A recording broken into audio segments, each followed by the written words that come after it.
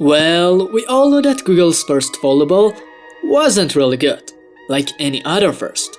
We can't say it was bad, but it wasn't worth it either. But the second generation is very similar to other Pixels. It can be easily recommended, but not for everyone. This is the review of the Pixel 9 Pro Fold. The naming is a bit strange, but anyway, let's do it all. The design has been completely changed.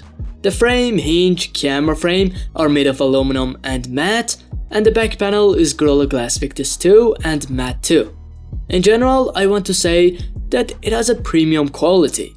But unlike the Pixel 9 Pro, most of the people I asked said that it is not beautiful, and I didn't like it very much too. Of course, you may like it. In the front panel, there is a 6.3-inch screen with rounded edges, which has a normal and good aspect ratio, 20:9. It really feels and works like a normal phone. But really, there are too many edges, and it is not balanced because of the hinge. This problem is solved in 2024, but this is a Pixel. With a thickness of 10.5mm when folded, the Pixel 9 Pro Fold is the thinnest available foldable. But it's really heavy at 257 grams. If you use the cover screen more, you will definitely be annoyed. It has a wonderful hinge, maybe the best hinge in the market. It has a durable and clicky feel and can be placed at any angle. It also has IPX8 standard. The internal display is the largest among foldables, 8 inches. This means an iPad mini in your pocket. But the edges are still too much and the selfie camera is not small. And worst of all, the aspect ratio is completely a square, which I don't like at all. Multitasking inside the rectangular screen is much better. Watching movies on this screen is not attractive at all, and you will have problems with many apps. Of course, I can't ignore the fact that it's fun to play and read the articles. And it is still wider than the Fold 6. The problems of all foldables are here too. The resistance of the internal display is very low, it is permanently scratched with a fingernail, and the dent in the middle of the screen is much better than the Z Fold 6, but yes, it is not perfect. It absorbs fingerprints more than glass and is much harder to clean. And you know, it's a risk. Both displays are AMOLED, have high pixel density, supports HDR10+, and are 120Hz, dynamic up to 1Hz. As expected, they are smooth and have accurate and vivid colors. The brightness of both reaches 2700 nits, of course in HDR content. However, you will not have any problems under the sun. The stereo speakers of the device produce a clear and relatively loud sound, but the bass is not high. The fingerprint sensor is placed on the power button. It is in a good place and the speed is great. Hardware is definitely not the strong point of this foldable. Tensor G4, which is equal to a Snapdragon 8 Plus Gen 1, along with 16GB of RAM, which is great, and UFS 3.1 memory, which we see in mid-range now. The hardware is almost flagship, so don't expect much slowness or lags and bugs. It is also efficient in multitasking and gaming, but you can feel the difference from other flagships. Also in heavy tasks, overheating and frame drops are evident. But its hardware has a positive point too. That is its powerful NPU. This makes a lot of AI functions processed inside the phone and extremely fast. For example, image generation or Magic Eraser and Magic Editor. Gemini has now been added to almost all Google apps and is no longer just an app, but an AI assistant that helps you in writing emails, doing daily tasks, brainstorming, etc.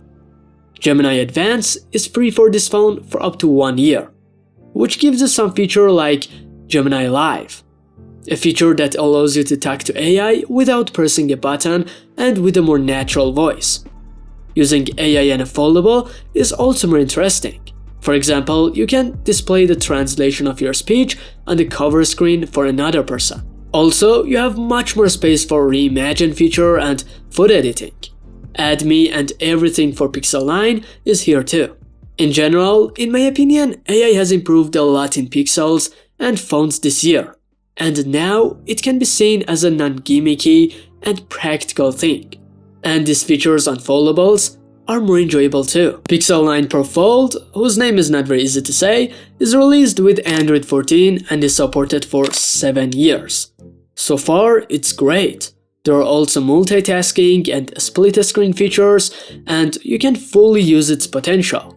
Even in half-folded mode, it is better than Samsung, because 2 screens with a good aspect ratio are created, not 2 TV controllers. But with all the respect I have for Pixel software, One UI is more mature in this regard. A smoother, better personalization, more interesting multitasking, better camera UI. Overall, I like One UI Fold more now. Also, when you have an 8-inch screen, you feel the need for a stylus, but it doesn't support it. The battery is not the strong point of this foldable. A 4600 mAh battery that if you use the cover screen more, you may not need a charger for a full day in semi-heavy usage. Otherwise, until the evening, at most. The charger is not in the box, but it supports a 21-watt charger and it takes 80 minutes to fully charge. In the Chinese market, that's a joke. The camera of this foldable is not at the same level as Pixel 9 Pro and other flagships, but it is good. 48 megapixel wide camera, 10.5 megapixel ultra-wide camera, and 10.8 megapixel telephoto camera with 5x zoom and laser focus. The selfie cameras are the same and both are 10 megapixels. The photos have good detail in daylight, the dynamic range is wide, and the color is close to reality. But the sharpness is really low and photos looks a little soft, and the high contrast of the pixels is a little annoying here. Portrait photos also have a little problem with separating the subject. But in general, face processing and everything is good. Taking photos in night mode takes about 2 seconds. But they have good detail and sharpness, the colors are accurate, and the dynamic range is good. But the contrast is annoying and sometimes the image processing doesn't work properly. The ultra-wide photos are not great either. Sometimes they have noise, there is a lack of sharpness here too, and the colors, although they are accurate, do not have good saturation. However, they have good dynamic range and detail, and there is not much distortion. It can also take macro photos. In 5x zoom, the contrast is better, the detail and sharpness are good, the dynamic range is wide enough, but the photos are very warm and the noise is clearly visible. I suggest taking selfies with the main camera, but both selfie cameras have good detail and face processing. But they are a bit soft and their dynamic range is not great. Much better than Z Fold 6, but in the end it has the same use, for video calls. In general, yes, for someone who wants a foldable, the Pixel 9 Pro Fold is totally worth buying. But if wants a foldable Pixel, what does it mean? Pixel Gen 1 to 8 was such that if you want simple and efficient software with a very good camera for most people and hardware is not important to you, and you don't have a problem with some strange design choices, yes, Pixel is a very good choice. Now that's exactly it. You can find better foldables both in terms of form factor and hardware, and even at a price of less than $1,900. But this is a Pixel. Thanks for watching. If you like this video, like it, and if you like my content, subscribe to my channel.